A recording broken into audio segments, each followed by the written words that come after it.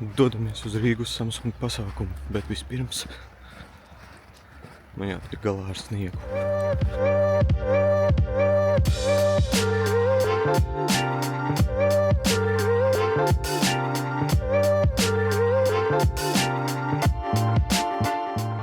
Nu, ko tikko esmu atpakaļ no Samsung pasākuma Rīgā, kas notika dienu pirms lielās prezentācijas rītdien 25.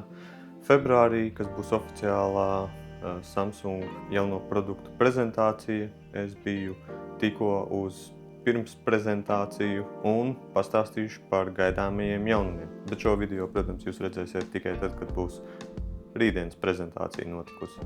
Tātad man bija arī iespēja paspēlēties ar jaunajām ierīcēm, bet kas tad tiks prezentēts rītdien jau, ko tad varētu sagaidīt, tad es izstāstīšu par saviem pirmajiem iespaidiem un galvenajām lietām. Tātad rītdien, jūs jau skatīsieties šo video, tiks prezentēts jaunie flagmaņi, jeb S līnijas telefoni, tātad S26, S26 Plus un S26 Ultra, kas ir Samsung flagmanis no flagmaņiem. Un arī citas ierīces, gan dažādi aksesuāri, gan Galaxy Buds 4 un 4 Pro, un arī, protams, ko neiztikt bez mākslīgā intelekta funkcijām jaunām. Jāsaka, ka tieši par S-līnijas telefoniem tāds wow faktors man nebija, bet ir dažas funkcijas, kuras ir diezgan interesantas. Sāksim tad no sākuma tātad par S26 un S26 Plus telefoniem. Tātad ir iegūši dažus mazus uzlabojumus, protams, procesors jaunāks un jaudīgāks. Tad arī visiem līnijas telefoniem ir standartā 12 GB RAM atmiņa. S26 Ultra ir mazs neliels izņēmums, bet par to pēc tam. Tad, ja runājam par mazāko telefonu, kas ir S26, tas ir palicis nedaudz lielāks un līdz ar to arī ir baterija palielinājusies, kas noteikti ir labs ieguvums šo telefonu lietotājiem. Laikam jāsaka nākotnes lietotājiem. Daudz laikam, ko piebilst par tieši S26 un S26 Plus nav. Protams, visas AI features būs pieejams šajos modeļos arī. Ir arī nelieli uzlabojumi kamerās, bet vislielākie un jaunākās funkcijas, protams, ir pašā galvenajā flagmanī, kas ir S26 Ultra. Tad par to. Salīdzinājumā ar S25 Ultra ir nedaudz lielāks ekrāns, kas panākts ar to, ka ir daudz mazākas šīs te apmalītes. Vislielākās izmaiņas tātad arī šajā telefonā kameras, protams, izkārtojums un dizains ir palicis tāds pats, bet ir uzlabojumi. Ir vairākās kamerās uzlabots diafragmas atvērums. Ko tas dod? Tas noteikti dod labākas bildes. Ja jūs bildējat sliktos apgaismojuma apstākļos, iespējams dos arī kādu papildus bokeh saucamo efektu šajās bildēs, kas būs dabīgāks. Tiem, kas filmē ar telefonu, arī šis diafragmas atvērums dos noteikti ieguvumu, bet ir vēl papildus iespējas. Tad arī varēs pieslēgt ārējo cieto disku, līdzīgi kā jau tas ir iPhone'iem pieejams, tad arī tagad Samsung S26 Ultra varēsiet pievienot ārējo cieto disku un pat tiešo uz tā ierakstīti video. Un arī papildus šim tātad arī būs APV kodeks, jeb nekompresētais video formāts, kuru pēc tam noteikti tieks profesionāli izmanto, varēs daudz labāk apstrādāt. Ja vēl par filmēšanu, tad vēl viena feature, kas būs horizontālā fiksācija. Tas ir domāts tā, ka jūs turat telefonu šādā veidā un arī kaut vai šādi grozot, video paliks visu laiku horizontālā stāvoklī. Tad par pārējiem uzlabojumiem, protams, būs arī šis te 12 GB RAMs pieejams, un arī uzlabotais procesors, kas būs Snapdragon 8. paudzes 5 Elite. Un kā arī minēju par RAM apjomu, tad arī būs pieejama vēl viena versija, kas būs ar 1 terabaitu atmiņas un 16 GB RAMiem. Un pēdējais, ko gribu pieminēt pie šī te telefona, tas, man liekas, ir pats galvenais, kas ir ļoti forša feature, tas ir privātuma ekrāns. Jūs noteikti ziniet, ir iespējams nopirkt aizsargstīkliņu, kas tā kā no sāna skatoties, ka nevar redzēt, kas ir uz ekrāna.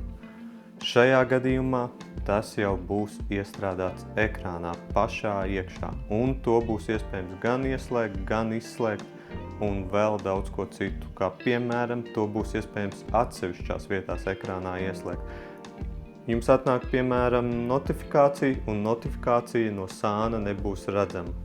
Kā arī vadiet kaut kur paroles, tās, piemēram, nebūs redzamas. Vai arī jūs varat ieslēgt visam ekrānam, ka viss ekrāns nebūs no sāna redzams. Protams, neiztikt bez mākslīgā intelekta šajā laikā. Tika prezentētas dažādas jaunas iespējas, uzlabotas iespējas, ātri pārskriešu pāri, tātad fotorediģēšana, foto veidošana, gan esošā attēlā, gan attēla apvienošana. Tad viena varbūt tāda diezgan forša iespēja rekomendācijas tekstā. Piemēram, jūs sarakstaties ar kādu, jūs norunājat tikšanos, tad jums mākslīgais intelekts piedāvās, piemēram, pievienot uzreiz šo kalendārā.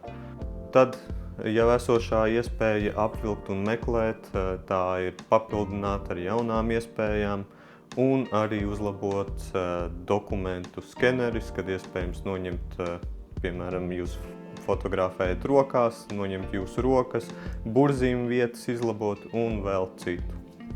Ja ir jauni telefoni, tad arī ir jauni aksesuāri. Tā kā S26 Ultra, ko es iepriekš neminēju, ir palielināts uzlādes ātrums, kas ir 60 vati ar vadu un 25 vati bez vadu. Tad arī ir jauni aksesuāri, kur ir iekļauti daudz magnētiskie aksesuāri. Tātad varēsiet iegādāties vāciņu telefonam ar magnētisko vietu un tad arī magnētiskos aksesuārus, kas tad derēs kopā ar šo vāciņu.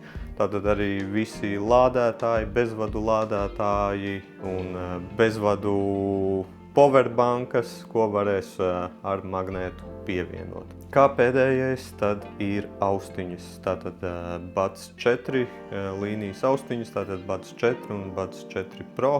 Es daudz neizmantoju austiņas, neesmu arī iepriekšējās Samsung austiņas izmantojis, tāpēc man ir grūti salīdzināt ar iepriekšējām, bet kas tika prezentēts un akcentēts, tad pāriešu pāri nedaudz, kas tur bija. Tātad uzlabota audio atskaņošanas kvalitāte, kā arī aktīvā trokšņu slāpēšana. Uzlabotas arī sarunas, tātad mikrofons uzlabots un apkārtējo skaņu slāpēšana. Piemēram, tad, kad jūs runājat otrā pusē, lai dzirdētu skaidrāk to, ko jūs sakat, tātad aktīvā trokšņu slāpēšana ir uzlabota apkārtējai videi. Tātad austiņām ir jauns dizains, kas ir diezgan pievilcīgs ar metāla pārklājumu. Un arī šie te keisi, tātad ir šie shell veida keisi ar caurspīdīgu augšu, lai jūs redzētu, vai austiņas ir kastītē iekšā.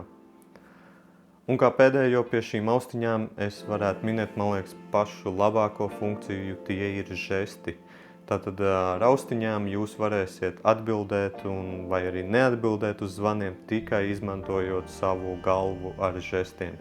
Tātad, piemēram, lai paceltu, jūs pamāsiet galvu un austiņas atbildēs zvanu. Vai arī tieši otrādāk, ja jūs gribēsiet nolikt, tad jūs vienkārši pamāsiet ar galvu un automātiski austiņas sapratīs jūsu žestus un neatbildēs uz zvanu, piemēram.